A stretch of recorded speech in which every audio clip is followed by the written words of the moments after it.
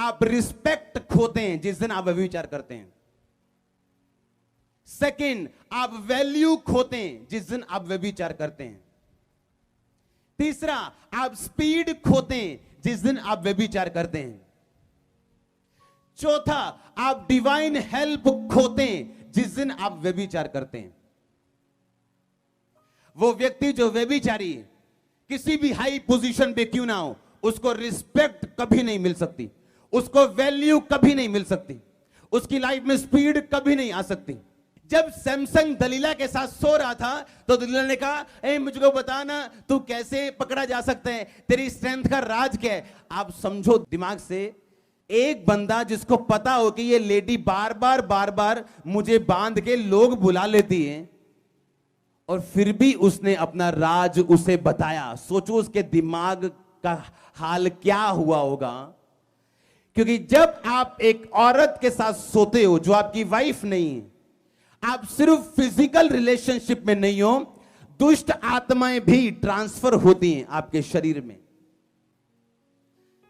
मानो उसको मैंने बांधा, बता तेरी ताकत का राज। अच्छा तू अगर मुझे रुमाल मेरे जेब में डाल दे तो मैं बंध जाऊंगा। मैंने डाल दिया और मैंने बुलाया, ओ आ जाओ भी, मैं पता कर लिया राज, आ जाओ सारे नु फाड़ लो। पर जैसे इसको पकड़ने लगे इसने कहा नहीं मैंने तो झूठ बोला है। तो क्या ये दूसरी बार मेरे को राज बताएगा? नहीं। पर अगर ये सो चुका है और वो दुष्ट आत्माएं जो दलीला के अंदर है वो इसके अंदर जा चुकी हैं, तो इसके सारे डिसीजन रॉन्ग होंगे। कितने मेरी बात समझ रहे हैं? इसीलिए व्यभिचार करने वाले लोग कभी सही डिसीजन नहीं ले पाएंगे अपनी लाइफ में, और चुनौतियां हमेशा उनको निगलेंगी, क्योंकि उनकी लाइफ के ऊपर उनका कोई कंट्रोल नहीं है। ऐसा क्या हो गया सुलेमान को कि सब कुछ देख के भी वो बिगड़ गया? बाइबल बताती उसकी 700 वाइव्स थी जो अन्य जातियों में से थी, और जब वो अन्य जातियों की पत्नियों के साथ सोया तो उसकी दुष्ट आत्माएं उसकी पत्नियों की उसकी भी हुई, और जब उनकी दुष्ट आत्माएं उनकी हुई तो वो डिसीजन भी उसके हुए जो उनके थे। आज एक व्यक्ति जो वैश्या के साथ सोते है, वो ना सिर्फ फिजिकल रिलेशनशिप नहीं बना रहा, वो उसके सारे कर्ज अपने ऊपर लेके आ रहा है और सारी दुष्ट आत्माएं अपने ऊपर लेके आ रहा है। कितने समझ रहे हैं? एक राजा बिलाम के पास गया, बिलाम को कहता है तू प्रॉफिट है परमेश्वर का। पर बिलाम की एक कमजोरी थी, लालच। उसने कहा मैं तेरे को इतने पैसे दूंगा, आ और इजराइलियों को श्राप दे। इजराइलियों को बिलाम भी श्राप नहीं दे पाया। पता क्यों?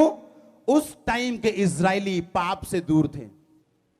पर बिलाम ने एक सलाह दी राजे को, कहता मैं इन्हें श्राप तो नहीं दे सकता, बिकॉज दे आर प्रोटेक्टेड, ये प्रोटेक्टेड है, ये मैं इन्हें कर्ज तो नहीं दे सकता हूं, ना इनका नुकसान कर सकता हूं। पर मैं एक सलाह तुझको देना चाहता हूं, तू ऐसा कर, कुछ सुंदर लड़कियों को ले और इजराइलियों के बीच में भेज दे। तो राजा ने क्या किया? उसने सुंदर सुंदर लड़कियां इकट्ठी की, सबसे सुंदर, सबको इकट्ठा किया उसने, और सबको इकट्ठा करके इजराइलियों के बीच में भेज दिया। और इजराइली उन सुंदर लड़कियों को देख के लिखा व्यभिचार करने लगे। एक रात के अंदर 25,000 से ज्यादा इजरायली पुरुष मर गए थे उस दिन। जो एनिमी का श्राप नहीं कर पाया, जो एक प्रॉफिट का श्राप नहीं कर पाया, जो शैतान नहीं कर पाया, जो राजा नहीं कर पाया, वो एक पाप ने कर दिया जो बड़े बड़े काम राजा नहीं कर पाया। और जैसे ही उन औरतों को भेजा इजराइलियों के बीच में, इजराइली उनको देखा और व्यभिचार करने लगे। और बाइबल कहती ओवरनाइट, रात को 25,000 से ज्यादा लोग, ज्यादा इजरायली पुरुष एक ही रात में मरे थे परमेश्वर के क्रोध के कारण।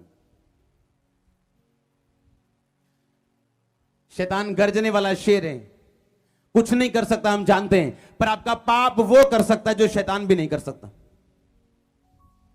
हालेलुया, जोर से बोलो हालेलुया, 7 बार बोलो हालेलुया, जोर से अपने हाथों को उठा के, जोर से, और ये पाप की ताकत फिनिश होगी।